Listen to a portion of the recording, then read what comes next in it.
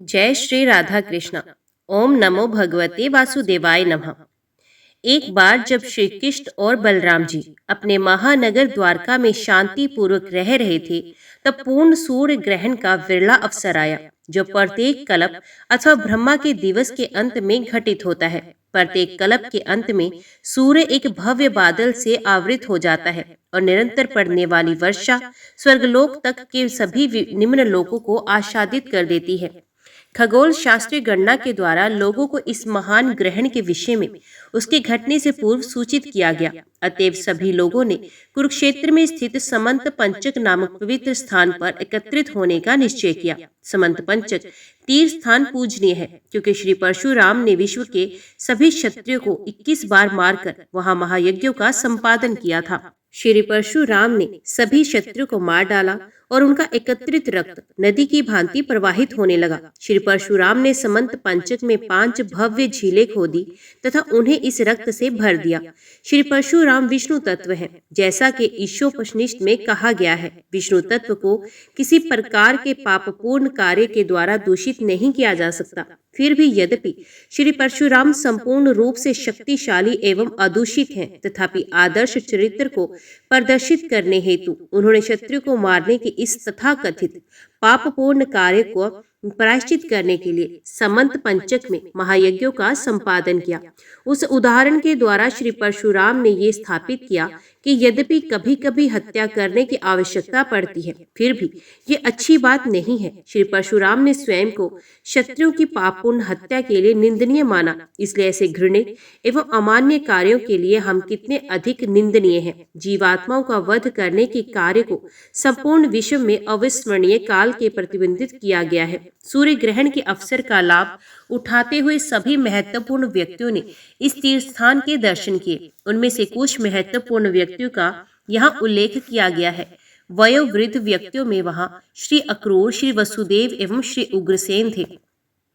कनिष्ठ पीढ़ी में वहां श्रीमगत, श्री प्रद्युम्न, श्री सांब तथा यदुवंश के अन्य अनेक सदस्य थे, जो अपने कर्तव्यों के पालन के मध्य हुए पापपूर्ण कार्यों का प्रायश्चित करने की दृष्टि से वहां आए थे। चूंकि यदुवंश के लगभग सभी सदस्य कुरुक्षेत्र गए, अतएव द्वारका नगर की रक्षा करने के लिए श्री प्रद्युम्न के पुत्र अनिरुद्ध एवं यदुवंश के सेनापति श्री कृतवर्मा आदि कुछ महान व्यक्ति श्री सुचंद, श्री शुक एवं श्री सारण सहित वहीं रहे। स्वाभाविक रूप से यदुवंश के सभी सदस्य अत्यंत सुंदर थे, तथापि इस अवसर पर जब स्वर्ण मालाओं एवं पुष्पमालाओं से अलंकृत एवं मूल्यवान वस्त्रों एवं अपने अस्त्रों सहित पूर्ण रूपेण सुसज्जित होकर वे प्रकट हुए, तब उनका स्वाभाविक सौंदर्य एवं व्यक्तिगत सौगुना बढ़ गया। यदुवंश के सदस्य कुरुक्षेत्र में अपने शानदार रूप से सज्जित रथों में आए, जो जलायमान से सदृश्य एवं सागर की लहरों के समान हिलने वाले विशाल घोड़ों द्वारा खींचे जा रहे थे। उनमें से कुछ सदस्य तगड़े हाथियों पर सवार थे, जो आकाश के बादलों के समान गतिशील थे। उनकी पत्नियां सुंदर पालकियों पर विराजमान थी, जिन्हें विद्याधरों के समान रूप वाले सुंदर पुरुष उठाए हुए थे। संपूर्ण सभा स्वर्ग के देवताओं की सभा के समान सुंदर लग रही थी। कुरुक्षेत्र में पहुंचने के पश्चात यदुवंश के सदस्यों ने शास्त्रीय धार्मिक रीति के अनुसार आत्म संयम के साथ स्नान किया एवं अपने पापपूर्ण कार्यों की प्रतिक्रियाओं को नष्ट करने के लिए उन्होंने संपूर्ण ग्रहण काल में उपवास किया। ग्रहण के मध्य यथासंभव दान करना एक वैदिक प्रथा है। अतएव यदुवंश सदस्यों ने ब्राह्मणों को हजारों गायें दान में दी। वे सभी गायें सुंदर वस्त्रों एवं आभूषणों से अलंकृत थी। इन गायों का विशिष्ट लक्षण ये था कि उनके पैरों में स्वर्ण के घुंघरू एवं गले में पुष्प मालाएं थी। यदुवंश के सभी सदस्यों ने श्री परशुराम द्वारा निर्मित झीलों में पुण्य स्नान किया। इसके पश्चात उन्होंने वैभवपूर्ण रूप से ब्राह्मणों को उत्तम भोजन कराया, जो मक्खन में बना हुआ था। वैदिक पद्धति के अनुसार भोजन की 2 श्रेणियां होती हैं। एक तो कच्चा भोजन होता है, दूसरे को पका भोजन कहते हैं। कच्चे भोजन में कच्ची तरकारी एवं कच्चे अनाज का समावेश नहीं होता, अपितु जल में पकाए हुए भोजन का समावेश होता है। पका भोजन घी से पकाया जाता है। चपाती, दाल, चावल तथा सामान्य तरकारियों को कच्चा भोजन कहा जाता है, जैसे कि फलों एवं सलाद को कहा जाता है। परंतु पूरी, कचौरी, समोसा एवं रसगुल्ले आदि को पक्का भोजन कहा जाता है। उस अवसर पर यदुवंश के सदस्यों द्वारा आमंत्रित सभी ब्राह्मणों को भव्यता पूर्वक पक्का भोजन कराया गया। यदुवंश के सदस्यों द्वारा संपन्न किए गए औपचारिक कार्य उन कर्मकांडी क्रियाओं के सदृश थे जिन्हें कर्मी लोग करते हैं। जब कोई कर्मकांडी धर्म क्रिया को संपन्न करता है तब उसकी आकांक्षा इंद्रिय तृप्ति की होती है, अच्छी स्थिति, अच्छी पत्नी, अच्छा घर, अच्छे बच्चे अथवा अच्छा धन। परंतु यदुवंश के सदस्यों की आकांक्षा भिन्न थी। यदुवंश के सभी सदस्य महान भक्त थे। कई जन्मों के एकत्रित पुण्य कार्यों के पश्चात उन्हें श्री कृष्ण से संपर्क करने का अवसर दिया गया था। कुरुक्षेत्र के तीर्थ स्थान पर स्नान अथवा सूर्य ग्रहण के मध्य धार्मिक सिद्धांतों का पालन अथवा ब्राह्मणों को भोजन कराते समय वे अन्य सभी कार्यकलापों में वे केवल कृष्ण भक्ति के विषय में ही सोचते थे।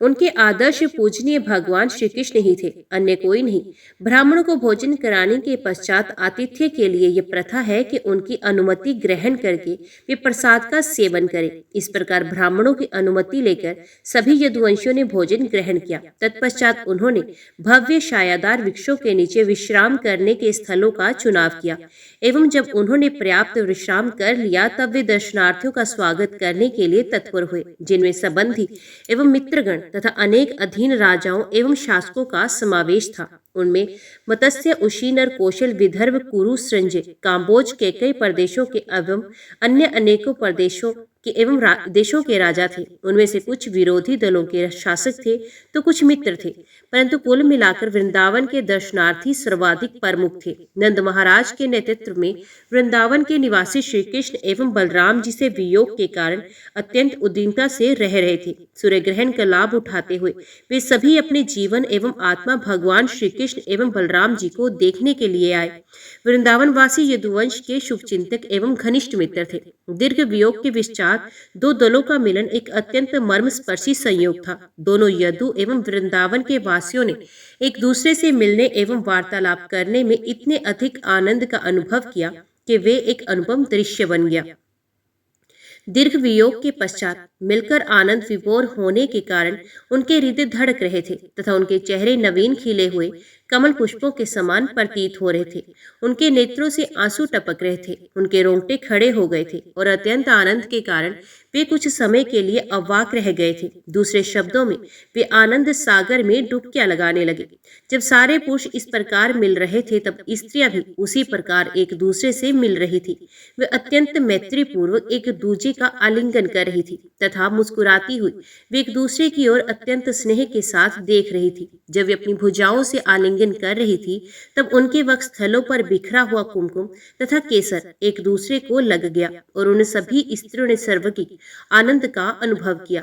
इस प्रकार हार्दिक आलिंगन करने के कारण अश्रु की प्रचंड धाराएं उनके गालों से बहने लगी। ऐसी अवस्था में छोटे जन वयोवृद्ध व्यक्तियों की सादर वंदना कर रहे थे एवं वयोवृद्ध अपने से छोटों को आशीर्वाद दे रहे थे। इस प्रकार वे एक दूसरे का स्वागत करते हुए एक दूसरे का कुशल मंगल पूछ रहे थे। अंततः उनकी चर्चा का विषय श्री कृष्ण ही थे। सभी पड़ोसी एवं रिश्तेदार इस विषय में श्री कृष्ण की लीलाओं से संबंध है और श्री कृष्ण सभी गतिविधियों के केंद्र हैं। उन लोगों द्वारा किए गए कार्य चाहे वे सामाजिक, राजनीतिक, धार्मिक अथवा परंपरागत हो, दिव्य हुआ करते थे। मानव जीवन का वास्तविक उत्थान ज्ञान एवं वैराग्य पर निर्भर करता है। जैसा कि श्रीमद् भागवत में प्रथम स्कंद में उल्लेख है, श्री कृष्ण के प्रति भक्ति अपने आप ही पूर्ण ज्ञान एवं वैराग्य उत्पन्न करती है। यदुवंश के पारिवारिक सदस्यों एवं वृंदावन के ग्वालों के मन श्री कृष्ण पर केंद्रित थे। संपूर्ण ज्ञान का वही लक्षण है और चूंकि उनके मन सदैव श्री कृष्ण में संलग्न रहते थे, अतएव वे सभी भौतिक कार्यों से अपने आप मुक्त हो गए थे। शील रूप गोस्वामी की घोषणा के अनुसार जीवन की इस अवस्था को युक्त वैराग्य कहते हैं। अतएव ज्ञान एवं वैराग्य का अर्थ नीरस चिंतन अथवा कार्यों का त्याग नहीं होता है, अपितु व्यक्ति को केवल श्री कृष्ण के संबंध में सुनना एवं कार्य करना चाहिए। कुरुक्षेत्र की सभा में कुंती देवी एवं वसुदेव जो भाई बहन थे, वियोग के दीर्घकाल के पश्चात मिले थे तथा उनके साथ उनके पुत्र तथा पुत्र वधुएं, पत्नियां, बच्चे और परिवार के अन्य सदस्य भी थे। आपस में वार्ता करके वे अपने सभी दुखों को भूल गए। कुंती देवी ने विशेष रूप से अपने भ्राता श्री वसुदेव को इस प्रकार संबोधित किया, प्रिय भ्राता, मैं अत्यंत अभागी हूँ क्योंकि मेरी कोई भी इच्छा पूर्ण नहीं हुई।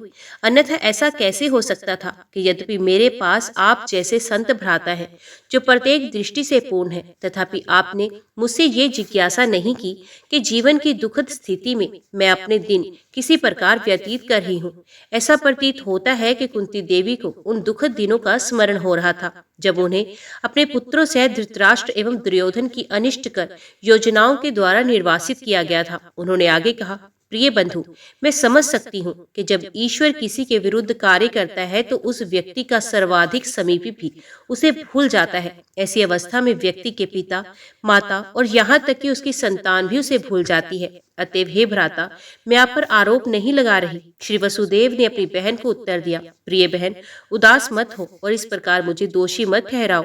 हमें सदैव स्मरण रखना चाहिए कि हम श्री भगवान के हाथों के खिलौने हैं। सभी लोग श्री भगवान के नियंत्रण में हैं। ये उनके नियंत्रण में ही है कि सभी प्रकार के फलदायक कार्य और फल घटित होते हैं। प्रिय बहन, तुम्हें ज्ञात है कि हमें राजा कंस ने बहुत दुख पहुंचाया था और उसके अत्याचारों द्वारा हम यहाँ वहाँ तितर बितर हो गए थे। हम सदैव व्याकुल रहते थे।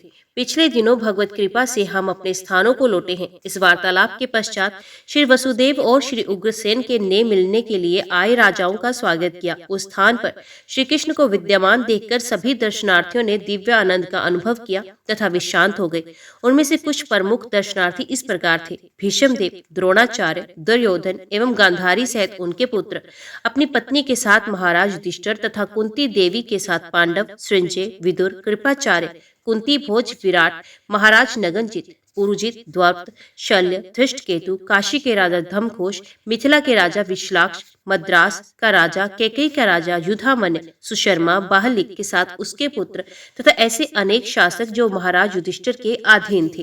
जब उन्होंने श्री कृष्ण को अपनी हजारों पत्नियों के साथ देखा तब वे सौंदर्य एवं दिव्य आनंद से पूर्ण रूपेण संतुष्ट हो गए। वहां उपस्थित सभी लोगों ने श्री कृष्ण एवं बलराम के दर्शन किए तथा श्री भगवान द्वारा उचित रूप से स्वागत किए जाने पर वे यदुवंश के सदस्यों के विशेष रूप से कृष्ण बलराम की जय जयकार करने लगे।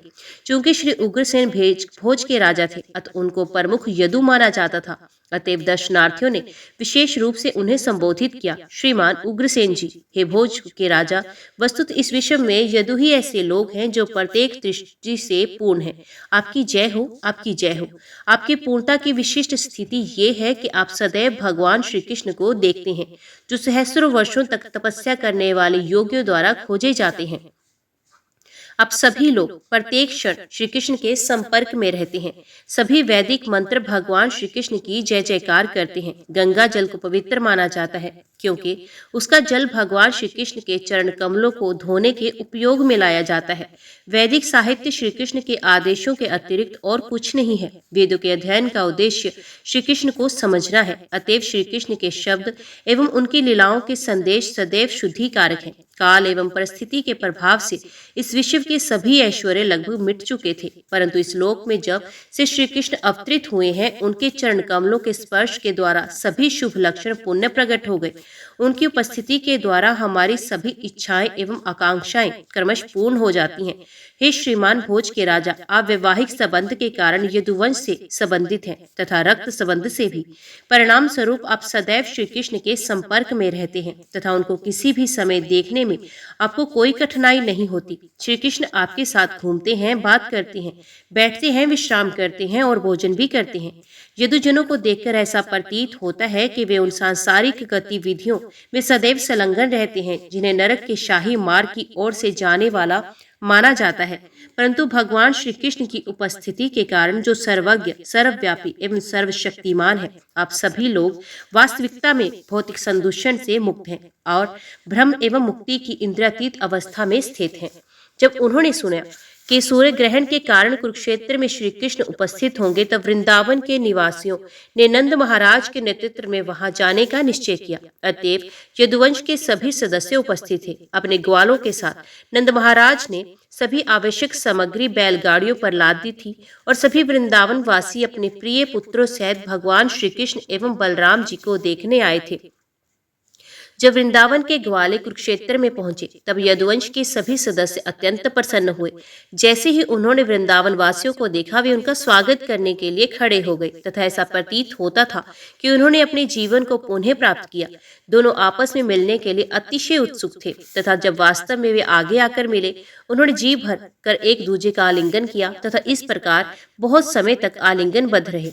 जैसे ही श्री वसुदेव ने नंद महाराज को देखा, वे उछल पड़े और भागकर अत्यंत स्नेह से उनका आलिंगन किया। श्री वसुदेव अपने पूर्व इतिहास का वर्णन करने लगे, किस प्रकार राजा कंस ने उन्हें बंदी बनाया, किस प्रकार उनके बच्चे मारे गए तथा किस प्रकार श्री कृष्ण ने जन्म के पश्चात उन्हें नंद महाराज के घर पहुंचाया गया था तथा किस प्रकार अपने बच्चों के समान नंद महाराज एवं माता यशोदा ने श्री कृष्ण एवं बलराम जी का पालन किया था। उसी प्रकार श्री बलराम जी ने एवं श्री कृष्ण ने भी नंद महाराज एवं यशोदा माता का आलिंगन किया एवं उन्होंने उन दोनों के चरण कमलों की झुककर सादर वंदना की। नंद महाराज एवं यशोदा जी के प्रति पुत्र सुलभ स्नेह होने के कारण श्री कृष्ण एवं बलराम जी की वाणी कुछ क्षणों के लिए अवरुद्ध हो गई और वे बोल नहीं पा रहे थे। अत्यंत सौभाग्यशाली नंद महाराज एवं यशोदा माता ने अपने पुत्रों को अपनी गोद में बैठा लिया और पूर्ण संतुष्टि होने तक वे उनका आलिंगन करते रहे। श्री कृष्ण एवं बलराम जी के वियोग के कारण नंद जी एवं यशोदा जी दीर्घकाल से अति दुख में निमग्न थे। अब उनसे मिलकर और उनका आलिंगन करके वे उनका दुख कम हो गया। इसके पश्चात श्री कृष्ण की माता देवकी तथा श्री बलराम की माता रोहिणी ने माता यशोदा का आलिंगन किया। उन्होंने कहा, प्रिय महारानी यशोदा देवी, आप एवं नंद महाराज दोनों ही हमारे घनिष्ठ मित्र हैं और जब हम आपका स्मरण करती हैं तो हम आपकी मैत्रीपूर्ण कार्यों से अभिभूत हो जाती हैं। हम आपकी इतनी ऋणी हैं कि यदि स्वर्ग का ऐश्वर्य देकर हम आपके आशीष को लौटाना भी चाहे तो भी आपके मैत्रीपूर्ण व्यवहार के लिए पर्याप्त नहीं होगा। अपने प्रति आपके दयालु व्यवहार को हम कभी नहीं भूलेंगी। जब श्री कृष्ण एवं बलराम जी का जन्म हुआ था, उनके द्वारा अपने यथार्थ माता पिता को देखने के पूर्व ही उन्हें आपकी देखरेख में सौंप दिया गया तथा अपने अपने बच्चों की भांति उनका पालन पोषण किया। आपने उनका पालन पोषण उसी प्रकार किया जैसे पक्षी अपने घोंसले में अपनी संतान की देखभाल करते हैं। आपने अच्छी तरह से उनका भरण पोषण किया, उनके साथ प्रेम किया तथा उनके लाभ हेतु अनेक मांगलिक धार्मिक क्रियाएं संपन्न की। वास्तव में वे हमारे पुत्र नहीं हैं। आप एवं नंद महाराज श्री कृष्ण बलराम के वास्तविक माता पिता हैं। जब तक वे आपके संरक्षण में रहे उन्हें तनिक भी कठिनाई नहीं थी। आपके संरक्षण में वे सभी प्रकार के भय से दूर थे। उनके लिए आपने जो ये स्नेहपूर्ण देखभाल की वे आपके उच्च पद के लिए पूर्ण रूपेण उपयुक्त है। अत्यंत महान व्यक्ति अपने पुत्रों एवं दूसरों के पुत्रों में भेद नहीं करते तथा आप एवं नंद महाराज से बढ़कर अन्य कोई महान व्यक्ति हो ही नहीं सकता। जहाँ तक वृंदावन की गोपियों का संबंध है, उनके जीवन के आरंभ से उन्हें श्री कृष्ण से परे अन्य कुछ भी ज्ञात नहीं था। श्री कृष्ण एवं बलराम जी उनके लिए जीवन एवं आत्मा है। गोपियां श्री कृष्ण से इतनी आसक्त थी कि एक निमिष के लिए भी श्री कृष्ण का उनकी पलकों से ओझल होना उन्हें असहनीय था। उन्होंने शरीर की सृष्टा ब्रह्मा जी की निंदा की क्योंकि उन्होंने मुक्तापूर्वक पलकों को निर्माण किया जो मुद्रे पर श्री कृष्ण को उनकी दृष्टि से ओझल कर देती थी। चूंकि वे श्री कृष्ण से इतने अधिक वर्षों तक अलग रही थी, अतएव गोपियों ने श्री कृष्ण को देखकर परमानंद का अनुभव किया। कोई भी व्यक्ति इस बात की कल्पना नहीं कर सकता कि श्री कृष्ण को पुनः देखने के लिए गोपियां कितनी उत्सुक थी। जैसे ही श्री कृष्ण उन्हें दिखाई पड़े वैसे ही उन्होंने श्री कृष्ण को अपने नेत्रों द्वारा अपने हृदय में बिठा लिया और अपनी संतुष्टि तक वे उनका आलिंगन करती रही। यद्यपि वे मन ही मन श्री कृष्ण का आलिंगन कर रही थी, तथापि वे आनंद के कारण परमानंद से इतनी भाव विभोर हो उठी कि कुछ समय के लिए वे स्वयं को पूर्ण रूप से भूल गई। गोपियों ने श्री कृष्ण का मन ही मन आलिंगन करके जो दिव्य परमानंद प्राप्त किया था, उस दिव्यानंद को प्राप्त करना सदैव श्री भगवान के चिंतन में लीन महान योगियों के लिए भी असंभव है। श्री कृष्ण समझ सकते थे कि मन ही मन उनका आलिंगन करके गोपियां परमानंद में लीन थी। अतएव चूंकि वे सबके हृदय में अवस्थित है, उन्होंने भी प्रत्युत्तर में मन ही मन गोपियों का आलिंगन किया। श्री कृष्ण माता यशोदा एवं अपनी अन्य माताओं देवकी एवं रोहिणी के साथ बैठे थे, परंतु जब तीनों माताएं वार्ता में तल्लीन थी तब श्री कृष्ण ने अवसर का लाभ उठाया और वे गोपियों से मिलने के लिए एकांत स्थान पर गए। जैसे ही श्री भगवान गोपियों के पास पहुंचे, वे मुस्कुराने लगे और उनका आलिंगन करने के पश्चात उन्होंने उनके कुशल समाचार के विषय में पूछताछ की एवं उनको प्रोत्साहित करते हुए उन्होंने कहा, प्रिय सखियों, तुमको ज्ञात है कि श्री बलराम और मैं केवल अपने संबंधियों एवं परिवार के सदस्यों को प्रसन्न करने के लिए वृंदावन छोड़ कर आए थे। इसलिए हम युद्ध में बहुत समय से लगे हुए थे और तुम लोगों को भूलने के लिए विवश हो गए। तुम सभी गोपियां प्रेम एवं स्नेह के कारण मुझसे कितनी आसक्त थी, मैं समझ सकता हूँ कि इस क्रिया से मैं तुम्हारे प्रति कृतघ्न रहा हूँ, परंतु तो भी मुझे ज्ञात है कि तुम मेरे प्रति निष्ठावान रही हो। क्या मैं पूछ सकता हूँ कि यद्यपि हमने तुम्हें छोड़ दिया था, फिर भी तुम हमारे बारे में क्यों सोचती रही? प्रिय गोपियों, क्या ये समझकर कि मैं तुम्हारे प्रति अकृतज्ञ रहा हूँ, अब तुम मेरा स्मरण करने में अरुचि का अनुभव करती हो? क्या अपने साथ मेरे दुर्व्यवहार का तुम गंभीरता पूर्वक ले रही हो? तुम्हें ज्ञात होना चाहिए कि तुम सबों को छोड़कर मेरा अभिप्राय नहीं था। हमारा वियोग ईश्वर द्वारा निश्चित किया गया था, जो परम नियंत्रक हैं और जो अपनी इच्छा अनुसार कार्य करते हैं। वे विभिन्न व्यक्तियों के परस्पर मिलन के कारण और वे उन्हें अपनी इच्छा अनुसार विलग भी कर देते हैं। कभी कभी हम देखते हैं कि तीव्र पवन एवं बादल की उपस्थिति के कारण धूल के सूक्ष्म कण एवं रुई के टूटे हुए टुकड़ों का पारस्परिक मिलन होता है, तथा जब तीव्र पवन शांत हो जाती है तो धूल एवं रुई के सभी कण पुनः पृथक हो जाते हैं और विभिन्न स्थानों पर फैल जाते हैं। उसी प्रकार परम ईश्वर सभी वस्तुओं के सृष्टा हैं। हमारे द्वारा देखे जाने वाले पदार्थ उनकी शक्ति की विभिन्न अभिव्यक्तियां हैं। उनकी परम इच्छा से हम कभी कभी एक हो जाते हैं और कभी कभी अलग हो जाते हैं। अतएव हम निष्कर्ष कह सकते हैं कि अंततः हम उनकी इच्छा पर पूर्ण रूपेण निर्भर होते हैं। सौभाग्यवश तुमने मेरे प्रति प्रेम में स्नेह विकसित किया है, जो मेरे साथ संबंध की दिव्य स्थिति को प्राप्त करने का एकमात्र मार्ग है। जो जीव आत्मा मेरे प्रति ऐसा विशुद्ध भक्ति में स्नेह उत्पन्न करता है, वे निस्संदेह ही अपने जीवन के अंत में भगवत धाम को लौट जाता है। दूसरे शब्दों में, मेरे प्रति विशुद्ध भक्ति और स्नेह ही परम मुक्ति के कारण है। मेरी प्रिय गोपियों, तुम मुझसे ज्ञात कर सकती हो कि मेरी ही शक्तियां सर्वत्र कार्य कर रही हैं। उदाहरण के लिए मिट्टी का बर्तन लो। ये बर्तन मृत्तिका, जल, वायु, अग्नि एवं आकाश से सम्मिश्रण के अतिरिक्त और कुछ नहीं है। बर्तन सदैव इन्हीं के प्राकृतिक सम्मिश्रण से युक्त होता है। जब तक वे अस्तित्व में रहता है, उसका मिश्रण एक ही होता है, चाहे वे स्थिति के प्रारंभ, अस्तित्व के मध्य अथवा उनके विनाश के पश्चात हो। जब मिट्टी के बर्तन की सृष्टि होती है, तब उसका निर्माण मृत्तिका, जल, अग्नि, वायु एवं आकाश के द्वारा होता है। जब तक वे विद्यमान रहता है, तब तक उसका रूप एक ही रहता है, तथा जब टूटकर उसका विनाश होता है, तब उसके विभिन्न अवयव भौतिक शक्ति के विभिन्न भागों में सुरक्षित रहते हैं। चूंकि वे शक्ति मुझसे भिन्न नहीं है, अतः ये निष्कर्ष निकालना चाहिए कि मैं प्रत्येक वस्तु में अस्तित्व रखता हूँ। इसी प्रकार जीव का शरीर 5 तत्वों का सम्मिश्रण के अतिरिक्त और कुछ नहीं है, तथा भौतिक स्थिति में सम्मिलित जीवात्मा भी मेरा विभिन्न अंश है। जीवात्मा भौतिक स्थिति में कैद है, क्योंकि उसमें स्वयं को परम आनंद का भोक्ता होने की मिथ्या धारणा है।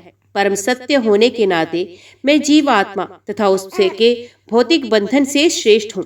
भौतिक एवं आध्यात्मिक दोनों शक्तियाँ मेरे परम नियंत्रण में कार्य कर रही हैं। प्रिय गोपियों, मेरी प्रार्थना है कि इतना दुखी होने के स्थान पर तुम्हें सभी बातों को दार्शनिक भाव में रहकर स्वीकार करने पर विलाप का कोई कारण नहीं है। भगवान श्री कृष्ण द्वारा गोपियों को दिए गए इस उपदेश को कृष्ण भावना अमृत में संलग्न भक्तों द्वारा भी प्रयोग में लाया जा सकता है। संपूर्ण दर्शन अचिंत्य भेदाभाव आधार पर समझा जाता है। श्रीमद् भागवत में श्री भगवान कहते हैं कि अपने निराकार रूप में वे सर्वत्र विद्यमान है, सभी कुछ उसमें उनमें ही अस्तित्व रखता है, परंतु वे व्यक्तिगत रूप से सर्वत्र विद्यमान नहीं है। विराट जगत श्री कृष्ण की शक्ति के प्रदर्शन के अतिरिक्त और कुछ नहीं, और चूंकि शक्तिमान से शक्ति भिन्न नहीं है, अतएव श्री कृष्ण से कुछ भी भिन्न नहीं है। जब ये परम चेतना अर्थात कृष्ण भावना अविद्यमान रहती है, तब हम श्री कृष्ण से अलग हो जाते हैं। परंतु सौभाग्यवश यदि वे कृष्ण भावना विद्यमान रहती है, तो हम श्री कृष्ण से अलग नहीं होते। भक्ति की पद्धति तो कृष्ण भावना का नवजागरण है, और यदि भक्त को ये समझने का सौभाग्य प्राप्त है कि भौतिक शक्ति श्री कृष्ण से अलग नहीं है, तो वे भौतिक शक्ति एवं उसकी संपत्तियों का प्रयोग श्री कृष्ण की सेवा में कर सकता है। परंतु कृष्ण भावना की अनुपस्थिति में विस्मरणशील जीवात्मा यद्यपि श्री कृष्ण का विभिन्न अंश है, मिथ्या रूप से स्वयं को भौतिक जगत की उपभोक्ता की अवस्था में समझता है, और इस प्रकार भौतिक बंधन में लिप्त रहकर वे भौतिक शक्ति भौतिक माया द्वारा अपना भौतिक अस्तित्व बनाए रखने के लिए बाध्य किया जाता है। इसकी पुष्टि श्रीमद् भागवत गीता में भी की गई है। यद्यपि जीवात्मा भौतिक शक्ति व्यक्ति के इच्छा अनुसार कार्य करने में बाध्य की जाती है, फिर भी वे मिथ्या रूप से सोचती है कि वही सब कुछ तथा परम भोक्ता है। यदि भक्त को पूर्ण रूप से ज्ञात होता है कि मंदिर में भगवान श्री कृष्ण का मूर्ति रूप अर्थात अर्चा विग्रह स्वयं श्री कृष्ण की भांति ही सच्चिदानंद विग्रह है, तो मंदिर मूर्ति के प्रति उसकी सेवा श्री भगवान के प्रति सेवा कहलाती है। उसी प्रकार मंदिर की सामग्री एवं श्री विग्रह को अर्पित कोई भी वस्तु श्री कृष्ण से भिन्न नहीं है। व्यक्ति को आचार्य द्वारा आदेशित नियमों का पालन करना चाहिए और इस प्रकार उच्च मार्गदर्शन में इस भौतिक जगत में भी कृष्ण साक्षात्कार पूर्ण रूपेण संभव हो सकेगा। गोपियां एक ही समय में भेदाभेद के दर्शन के विषय में श्री कृष्ण द्वारा शिक्षित किए जाने पर सदैव कृष्ण भावना में बनी रही और इस प्रकार वे भौतिक संदूषण से मुक्त हो गई। उस जीवात्मा की चेतना को जीवकोश कहते हैं, जो मिथ्या रूप से स्वयं को भौतिक जगत का भोक्ता मानता है। जीवकोश का अर्थ है मिथ्या अहंकार द्वारा बंधन। केवल गोपी ही नहीं, अपितु कोई भी व्यक्ति जो भगवान श्री कृष्ण के इन उपदेशों का पालन करता है, तत्काल ही जीवकोश के बंधन से मुक्त हो जाता है। पूर्ण रूपेण कृष्ण भावना अमृत में स्थित व्यक्ति सदैव ही मिथ्या अहंकार से मुक्त हो जाता है। वे प्रत्येक वस्तु का उपयोग कृष्ण सेवा में करता है और किसी भी क्षण श्री कृष्ण से अलग नहीं होता। अतएव गोपियों ने श्री कृष्ण से प्रार्थना की, प्रिय श्री कृष्ण, आपकी नाभि से मूल कमल पुष्प उत्पन्न हुआ, जो सृष्टा ब्रह्मा जी का जन्म स्थान है। कोई भी आपकी महिमा अथवा ऐश्वर्यों का अनुमान नहीं लगा सकता, क्योंकि ये सर्वोच्च चिंतनशील व्यक्ति के लिए रहस्य ही बना रहता है। तथापि इस भौतिक अस्तित्व के गहरे कुएं में गिरी बद्ध आत्मा अत्यंत सरलता पूर्वक श्री कृष्ण के चरण कमलों की शरण ले सकती है, अतः उसका उद्धार सुनिश्चित है। गोपियों ने आगे कहा, प्रिय कृष्ण, हम अपने गृहस्थ कार्यों में सदैव व्यस्त रहती हैं, अतः हमारी आपसे प्रार्थना है कि उदयमान सूर्य के समान आप हमारे हृदय में स्थित रहें, और यही हमारे लिए सबसे बड़ा वरदान होगा। गोपियां सदैव मुक्त आत्माएं हैं, क्योंकि वे पूर्ण रूपेण कृष्ण भावना में ही रहती हैं। उन्होंने वृंदावन में गृहस्थ कार्यों में बद्ध रहने का केवल बहाना किया। उनके इतने लंबे वियोग के पश्चात भी वृंदावन की गोपियां श्री कृष्ण के साथ उनकी राजधानी द्वारका जाने के लिए तनिक भी उत्सुक नहीं थी। वे वृंदावन में व्यस्त रहकर अपने जीवन के प्रत्येक चरण में श्री कृष्ण की उपस्थिति का अनुभव करना चाहती थी। उन्होंने तत्काल ही श्री कृष्ण को वृंदावन लौटने का निमंत्रण दिया। गोपियां का ये दिव्य भावुक जीवन ही श्री चैतन्य महाप्रभु की शिक्षाओं का मूल सिद्धांत है। भगवान श्री चैतन्य महाप्रभु द्वारा मनाया गया रथ यात्रा महोत्सव श्री कृष्ण को वृंदावन वापस ले जाने की भावात्मक पद्धति है। श्रीमती राधा रानी ने श्री कृष्ण साथ द्वारका जाकर राजसी ऐश्वर्य के वातावरण में उनकी संगति के रसवादन के विचार को अस्वीकार कर दिया। वे मूल वृंदावन के वातावरण में श्री कृष्ण के साथ का आनंद उठाना चाहती थी। गोपियों से अत्यधिक आसक्त होने के कारण श्री कृष्ण कभी भी वृंदावन छोड़कर नहीं जाते, तथा गोपियां तथा वृंदावन के अन्य निवासी कृष्ण भावना अमृत में पूर्ण रूप से संतुष्ट रहते हैं। अनेक दर्शनार्थी श्री कृष्ण से मिलने आए थे और उनमें से महाराज युधिष्ठिर के नेतृत्व में पांडव भी थे। गोपियों के साथ वार्तालाप करके और उन्हें सबसे बड़ा आशीर्वाद देने के पश्चात भगवान श्री कृष्ण महाराज युधिष्ठिर एवं अन्य संबंधियों का स्वागत करने के लिए गए, जो उनसे मिलने आए थे। सर्वप्रथम उन्होंने उनसे जिज्ञासा की कि वे कुशल से हैं अथवा नहीं। वास्तव में श्री कृष्ण के चरण कमलों के दर्शन करने वाले व्यक्ति के लिए दुर्भाग्य का कोई प्रश्न ही नहीं उठता। तथापि जब शिष्टाचार वश श्री कृष्ण ने युधिष्ठिर महाराज के कुशलक्षेम के विषय में पूछा, तब महाराज इस प्रकार के स्वागत से अत्यंत प्रसन्न हुए और श्री भगवान को इस प्रकार संबोधित करते हुए बोले, प्रिय भगवान कृष्ण, कृष्ण भावना अमृत में स्थित महान व्यक्ति सदैव आपके चरण कमलों का स्मरण करते हैं और दिव्य आनंद का अमृत पीकर वे पूर्ण रूपेण संतुष्ट हो जाते हैं। वे अमृत जिसका वे सदैव आस्वादन करते हैं, कभी कभी उनके मुंह से बाहर आ जाता है और आपकी दिव्य गतिविधियों की भांति दूसरों पर बिखर जाता है। भक्त के मुंह से निकल रहा यह अमृत इतना शक्तिशाली होता है कि यदि भाग्यवश किसी व्यक्ति को उसका रस स्वादन करने का अवसर प्राप्त हो जाता है, तो वे जन्म एवं मृत्यु की निरंतर यात्रा से मुक्त हो जाता है। हमारी विस्मरणशीलता ही हमारे भौतिक जीवन का कारण है, परंतु सौभाग्य से यदि व्यक्ति को आपकी महिमाओं का श्रवण करने का सौभाग्य प्राप्त हो जाता है तो उसकी विस्मरणशीलता का अंधकार तत्काल ही नष्ट हो जाता है। अतएव प्रिय भगवान, उस व्यक्ति के लिए दुर्भाग्य की संभावना ही कहाँ रहती है जो व्यक्ति आपकी भव्य लीलाओं का श्रवण करने में निरंतर संलग्न हो। हम आपके प्रति पूर्णता समर्पित हैं और हमारे लिए आपके चरण कमलों के अतिरिक्त अन्य कोई आश्रय नहीं है। अतएव हम अपने सौभाग्य के विषय में आश्वस्त हैं। प्रिय भगवान, आप असीमित ज्ञान और दिव्यानंद के सागर हैं। मनोरथ पूर्ण कार्यों का परिणाम भौतिक जीवन के 3 अस्थायी पहलुओं जागृत अवस्था, स्वप्न तथा सुषुप्ति निद्रा में अस्तित्व रखना है, परंतु ये दशाएं कृष्ण भावना अमृत में अस्तित्व नहीं रख सकती। ये सभी प्रतिक्रियाएं कृष्ण भावना अमृत के अभ्यास से व्यर्थ हो जाती हैं।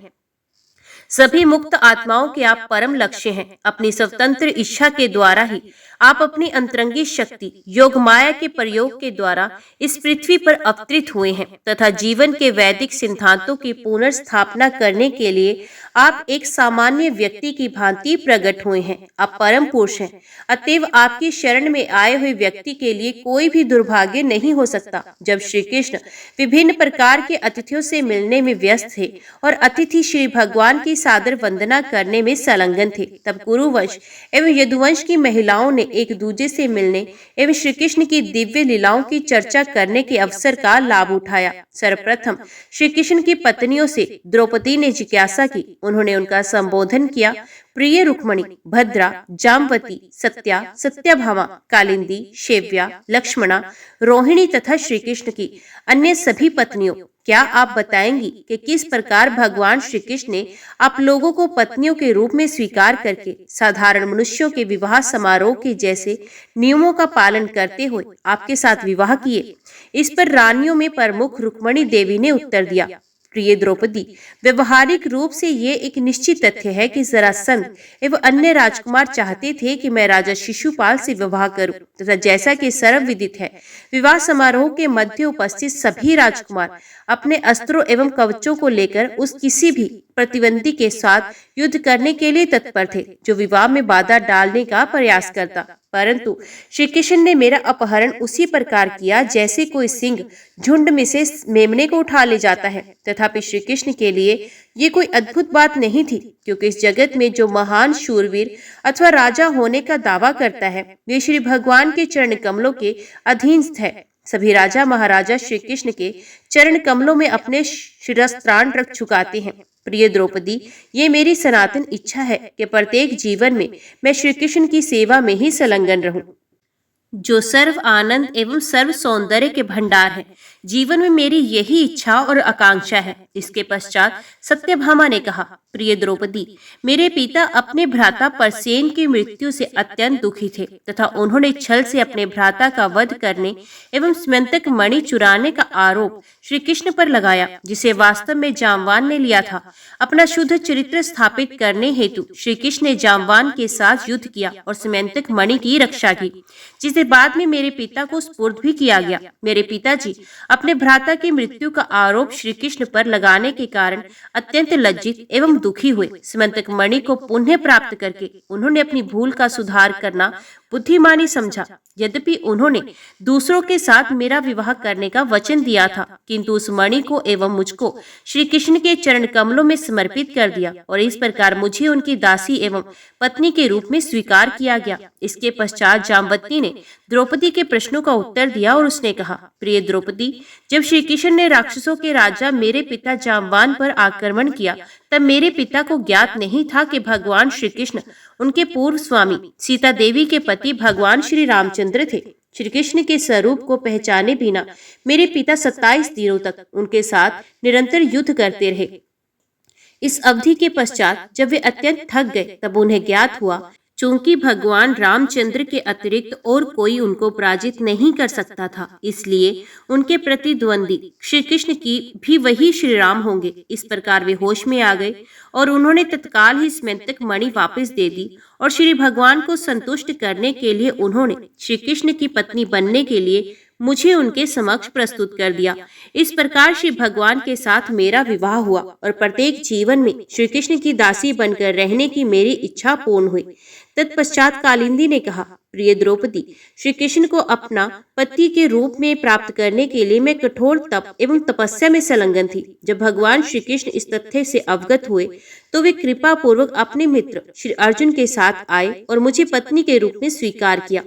तब श्री कृष्ण मुझे यमुना तट से ले आए और उसी समय से श्री कृष्ण के महल में दासी के रूप में संलग्न हूँ और श्री भगवान मेरे साथ अपनी पत्नी के समान ही व्यवहार करते हैं। तत्पश्चात मित्रविंदा ने कहा, प्रिय द्रौपदी, स्वयंवर समारोह में राजकुमारों की महान सभा भी थी। भगवान श्री कृष्ण भी उस सभा में उपस्थित थे और उन्होंने वहां उपस्थित सभी राजकुमारों को पराजित करके मुझे अपनी दासी के रूप में स्वीकार किया और तत्काल ही मुझे इसी प्रकार द्वारका ले आए, जिस प्रकार वे कुत्तों के झुंड से मृग को उठाकर ले जाते हैं। जब मुझे इस प्रकार श्री कृष्ण के द्वारा ले जाया जा रहा था तो मेरे भाइयों ने उनसे युद्ध करना चाहा और बाद में वे पराजित हो गए। इस प्रकार प्रत्येक जन्म में श्री कृष्ण की दासी बनने की मेरी इच्छा पूरी हुई। तत्पश्चात सत्या ने द्रौपदी को इस प्रकार संबोधित किया, प्रिय द्रौपदी, मेरे पिताजी ने मेरे स्वयंवर के लिए एक सभा का आयोजन किया तथा प्रत्याशित दूल्हों के बल एवं वीर्य की परीक्षा लेने के लिए मेरे पिताजी ने अनुबंध किया कि प्रत्येक राजकुमार उनके 7 भयानक सांडों के साथ युद्ध करे, जिनके लंबे सर्पल सिंह थे। उनके वीर प्रत्याशित दूल्हे सांडों को पराजित करने का प्रयास करते रहे, परंतु दुर्भाग्यवश सभी पर भयानक रूप से आघात हुआ तथा वे पराजित एवं अयोग्य होकर घर लौट गए। तब श्री कृष्ण आए और उन्होंने सांडों के साथ युद्ध किया, जो उनके लिए खिलौने के समान था। उन्होंने सांडों को अपने अधिकार में कर लिया तथा नाद कर उन्हें रस्सी से बांध दिया। इस प्रकार वे उनके नियंत्रण में उसी प्रकार आ गए जिस प्रकार मेमने सरलता पूर्वक बच्चों के नियंत्रण में आ जाते हैं। मेरे पिताजी अत्यंत प्रसन्न हुए और उन्होंने अत्यंत धूमधाम से श्री कृष्ण के साथ मेरा विवाह किया। उन्होंने मेरे दहेज के रूप में सैनिक, घोड़े, रथों एवं हाथियों के अनेक दलों के साथ सैकड़ों दासियां दी। इस प्रकार श्री कृष्ण मुझे अपनी राजधानी द्वारका ले आए। वापस आते समय मार्ग में अनेक राजकुमारों ने उन पर आक्रमण किया, लेकिन प्रिय कृष्ण ने उन सभी को परास्त कर दिया और इस तरह मुझे एक दासी के रूप में उनके चरण कमलों की सेवा करने का सौभाग्य मिला। इसके पश्चात भद्रा ने कहा, प्रिय द्रौपदी, भगवान श्री कृष्ण मेरे मामा के पुत्र हैं। सौभाग्य से मैं उनके चरण कमलों की ओर आकर्षित हूँ। जब मेरे पिताजी को मेरी इन भावनाओं का ज्ञान हुआ तो उन्होंने व्यक्तिगत रूप से विवाह का प्रबंध किया, जिसमें उन्होंने श्री कृष्ण को मेरे साथ विवाह करने के लिए आमंत्रित किया और दहेज के रूप में एक अक्षौहिणी सशस्त्र सैनिकों का समूह तथा अनेक दासियां और अन्य राजकीय सामग्री दी। मैं नहीं जानती कि मैं प्रत्येक जन्म में श्री कृष्ण की शरण ग्रहण कर पाऊंगी अथवा नहीं, परंतु फिर भी मैं श्री भगवान से प्रार्थना करती हूँ कि जहाँ भी मैं जन्म लूं, मैं उनके चरण कमलों के साथ अपना संबंध बना लूं।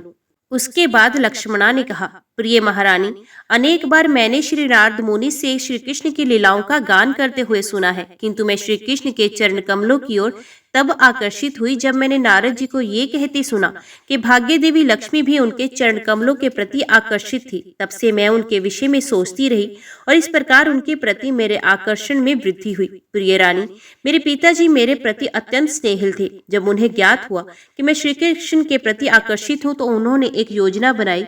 उनकी योजना आपके पिता की योजना के समान थी। स्वयंवर के मध्य प्रत्याशित दूल्हों को अपने बाणों द्वारा मछली की आंख को बीनना था। हम दोनों के स्वयंवर की प्रतिस्पर्धा में अंतर ये था कि आपके प्रसंग में मछली छत पर टंगी थी और उसे स्पष्ट रूप से देखा जा सकता था, परंतु मेरे प्रसंग में मछली एक कपड़े द्वारा आच्छादित थी और उस मछली को जल में पड़ रहे कपड़े के प्रतिबिंब से ही देखा जा सकता था। मेरे स्वयंवर की ये विशेषता थी। इस युक्ति का समाचार संपूर्ण जगत में फैल गया और अब जब राजकुमारों ने इसके बारे में सुना तो वे सभी दिशाओं से मेरे पिताजी की राजधानी में आए। वे शस्त्रों से युक्त तथा अपने सैन्य के मार्गदर्शन में आए थे। प्रत्येक की इच्छा थी कि वे मुझे अपनी पत्नी के रूप में प्राप्त करें और एक के बाद एक उन्होंने धनुष उठाया और मछली को लक्ष्य करने के लिए बाण छोड़े। अनेक राजकुमार धनुष के दोनों छोरों पर प्रत्यंचा जोड़ भी नहीं पाए तथा मछली को भेदने का प्रयास किए बिना ही उन्होंने धनुष को जैसे का तैसा छोड़ दिया और वापस चले गए। कुछ राजकुमार अत्यंत कठिनाई से प्रत्यंचा को एक छोर से दूसरे छोर तक खींच पाए, किंतु वे उसे बांधने में असमर्थ होकर अचानक ही कमानी के समान धनुष के शिकार बनकर नीचे गिर गए।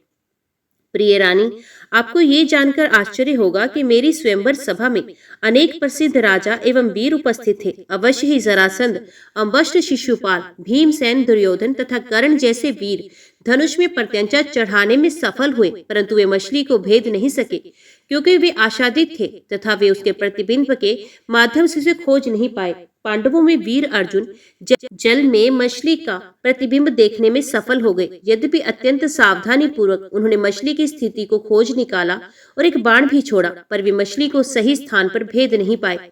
उनका बाण कम से कम मछली को छू तो सका और इसलिए सिद्ध हुआ कि वे अन्य राजकुमारों से श्रेष्ठ हैं। सभी राजकुमार जिन्होंने लक्ष्य भेदने का प्रयास किया था, अपने प्रयासों में निष्फल होकर निराश हो गए और कुछ प्रत्याशी तो बिना प्रयत्न किए ही चले गए। परंतु अंत में जब श्री कृष्ण ने धनुष लिया तो उन्होंने प्रत्यंचा को इतनी सरलता पूर्वक चढ़ाया जिस प्रकार एक बालक खिलौने के साथ खेलता है। उन्होंने जल में मछली के प्रतिबिंब को केवल एक बार देखकर एक ही बार में बाण छोड़ दिया और मछली तत्काल ही जल में गिर पड़ी। भगवान श्री कृष्ण की ये विजय मध्याह्न काल में हुई और उस विजय के क्षण को अभिजीत कहते हैं। ये क्षण ज्योतिष गणना के अनुसार शुभ है। उस समय संपूर्ण विश्व में जय जय की ध्वनि सुनाई पड़ रही थी तथा आकाश में मृदंग की आवाजें होने लगी, जिसे स्वर्ग के निवासी बजा रहे थे। महान देवता आनंद से अभिभूत हो गए और धरती पर पुष्पों की वर्षा करने लगे। उस समय मैंने स्पर्धा क्षेत्र में प्रवेश किया और जैसे जैसे मैं कदम आगे रखती थी, वैसे वैसे ही मेरे चरणों की घुंघरू मधुर ध्वनि उत्पन्न करते थे। मैं नवीन रेशमी वस्त्रों से सज्जित थी और मेरे केश पुष्पों से अलंकृत थे। मैं श्री कृष्ण की विजय के हर्ष से भाव विभोर होकर मुस्कुरा रही थी। मैं अपनी भुजाओं में रतन जटित स्वर्ण माला धारण किए थी, जो समय समय पर चमक उठती थी। मेरे कुंचित केश मेरे मुख को घेरे हुए थे। मेरा मुख मेरे विभिन्न वल्यों के प्रतिबिंब के कारण प्रकाश में कांति से चमक रहा था। मैंने एक दृष्टि में सर्वप्रथम सभी राजकुमारों का निरीक्षण किया और जब मैं अपने श्री भगवान के समीप पहुंची तब मैंने अत्यंत धीमी गति से उस स्वर्णमाला को उनके गले में डाल दिया। जैसा कि मैं आपको पहले ही सूचित कर चुकी हूँ, आरंभ से ही मेरा मन श्री कृष्ण के प्रति आकर्षित था, इसलिए श्री भगवान को माला पहनाकर मैंने स्वयं को धन्य माना। जैसे ही मैंने श्री भगवान के गले में माला डाली, वैसे ही मृदंग, शंख, ढोल, नगाड़े तथा अन्य बाजे बजने लगे। वातावरण में तुमुल ध्वनि उत्पन्न हुई और जब संगीत बजने लगा तो निपुण पुरुष एवं स्त्री नर्तकियां नृत्य करने लगी और गायक गाने गाने लगे। प्रिय द्रौपदी, जब मैंने श्री कृष्ण को अपने पूज्य पति रूप में स्वीकार किया और उन्होंने भी मुझे अपनी दासी के रूप में स्वीकार किया, तब निराश राजकुमारों में उग्र शोर हुआ। सभी अपनी अपनी कामुक इच्छाओं के कारण अत्यंत उत्तेजित हो उठे, परंतु उनकी परवाह किए बिना मेरे पति ने अपने चतुर्भुज नारायण रूप में तत्काल ही मुझे अपने रथ पर बिठाया, जो 4 उत्कृष्ट घोड़ों से युक्त था। राजकुमारों की ओर से विरोध की आशा करते हुए उन्होंने स्वयं को सशस्त्र किया और शारंग नामक धनुष धारण किया, परंतु हमारे प्रसिद्ध सारथी दारुक ने उस सुंदर रथ को एक क्षण के लिए भी ना रोककर द्वारका की ओर गतिशील कर दिया। इस प्रकार सभी राजकुमारों की उपस्थिति में मुझे वहां से उठा ले जाया गया, जिस प्रकार सिंह मृग को झुंड में से उठाकर ले जाता है। तथापि कुछ राजकुमार हमें नहीं जाने देना चाहते थे, इसलिए पर्याप्त शस्त्रों से युक्त होकर उन्होंने हमारा विरोध किया, जैसे कुत्ते सिंह के गतिशील अभियान को रोकना चाहते हैं। उस समय श्री कृष्ण के शारंग धनुष से छोड़े हुए बाणों के कारण कुछ राजकुमारों की बाईं भुजाओं से में चोट लगी। कुछ अपने पैर खो बैठे, कुछ अपना सर और जीवन गवा बैठे और अन्य युद्ध स्थल से भाग गए।